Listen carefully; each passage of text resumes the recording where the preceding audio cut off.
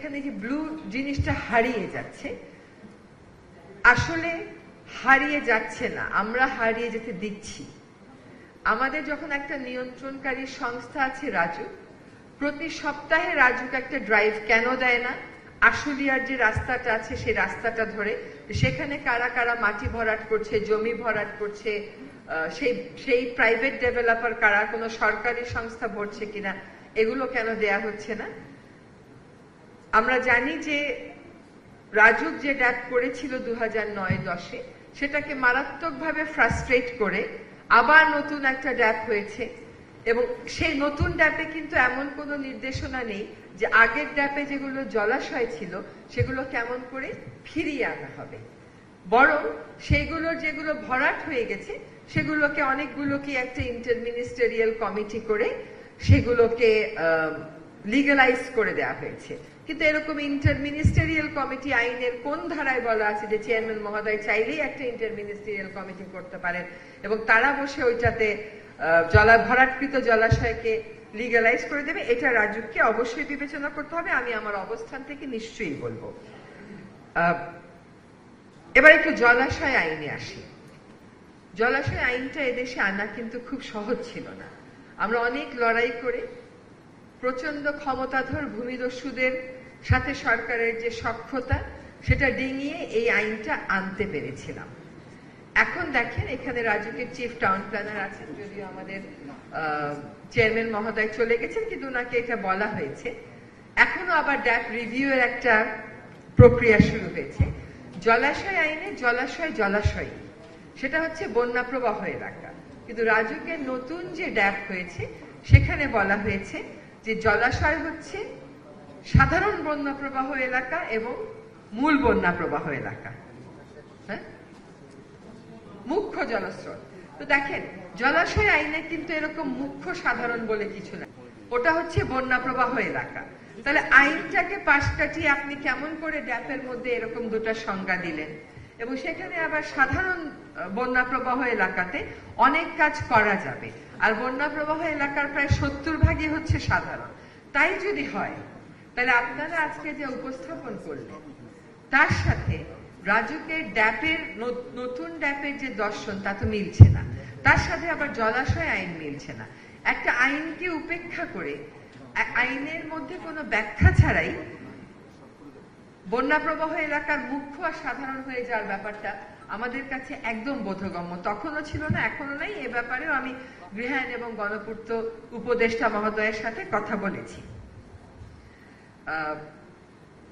কাজে রাজুকের ব্যাপারে এবং সরকারের পক্ষ থেকে নিশ্চয়ই আমরা একসাথে কাজ করব।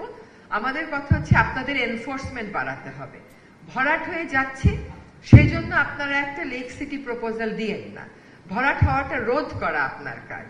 আপনি রোধের চেষ্টাটুকুন করেন, চেষ্টা করে যদি ব্যর্থ হন তখন তো বলা যাবে যে চেষ্টা করেছিলাম তাও পারিনি। কিন্তু আমি চেষ্টাই করি না, তারপরে আমি বলি ওরা ভরাট করে ফেলছে, ওরা দখল করে ফেলছে, এটা কিন্তু কোনো গ্রহণযোগ্য যুক্তি আর হবে না। এবং আরেকটা হচ্ছে যে আপনার ড্যাপের সাথে সামঞ্জস্য, আপনার আইনের সাথে সামঞ্জস্য করে ড্যাপের জলাশয়গুলোকে চিহ্নিত করতে হবে। এভাবে করে লিগালাইজ করে দেওয়ার যে একটা কালচার, সেটার আসলে আর সুযোগ নেই। তাহলে আর কিসের সংস্কার, তাহলে আর কিসের পরিবর্তন? এবার একটু আসি হচ্ছে রাজুকের বোর্ড নিয়েও আরেকটা কথা বললাম, সেটাও আমাদের বিবেচনাতে আছে। লিভেবল ঢাকা নামে আসলে আমাদের বাসযোগ্য ঢাকা।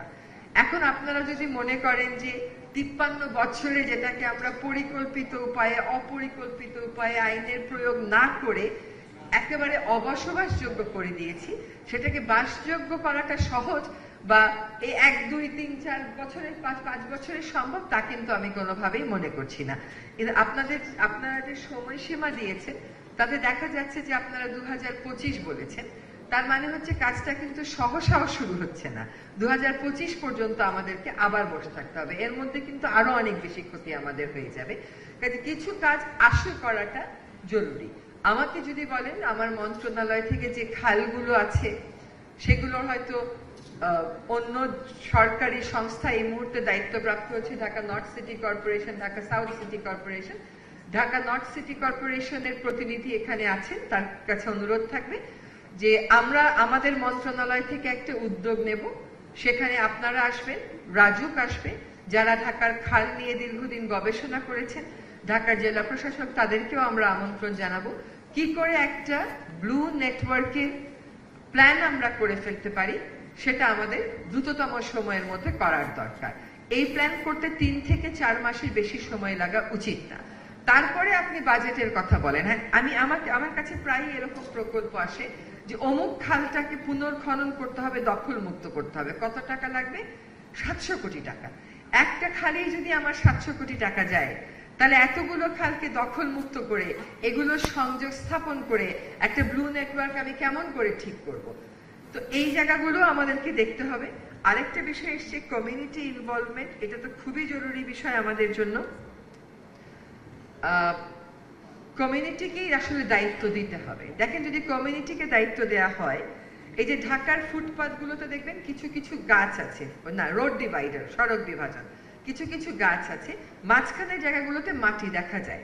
এখান থেকে তো অনেক বেশি করে বায়ু দূষণ হচ্ছে। তো সেই মাটিগুলোকে আমাদের গ্রাস দিয়ে বা ঘাস দিয়ে কাভার করে দিতে হবে, তাহলে আমরা বায়ু দূষণ থেকেও বাঁচলাম। এটা একটা সাধারণ বিষয়।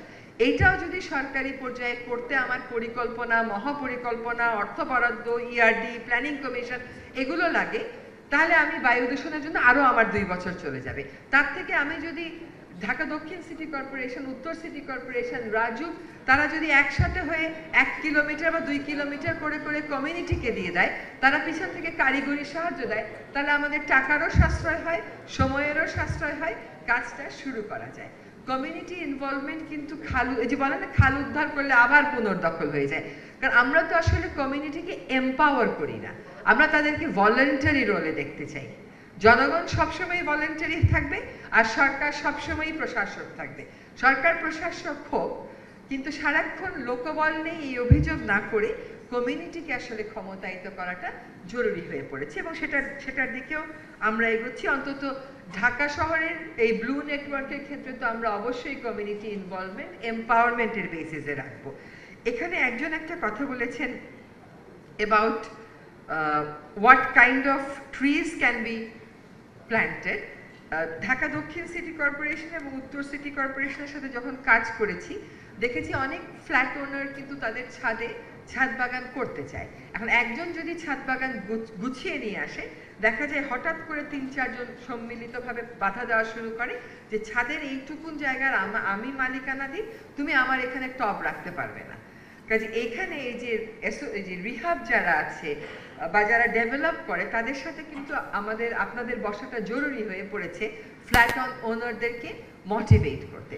আমরা আশা করি আমাদের আশুলিয়ার যে জলপ্রবাহটা এখনো আছে, এটাকে আমরা রক্ষা করে আমরা এই ব্লু নেটওয়ার্কের সাথে সংযুক্ত করতে পারবো, এবং আমরা ঢাকা শহরে আর মানুষকে আমন্ত্রণ না জানিয়ে সকল সংস্থার সাথে সম্মিলিতভাবে ঢাকার একটা নগর দর্শন ঠিক করতে পারবো।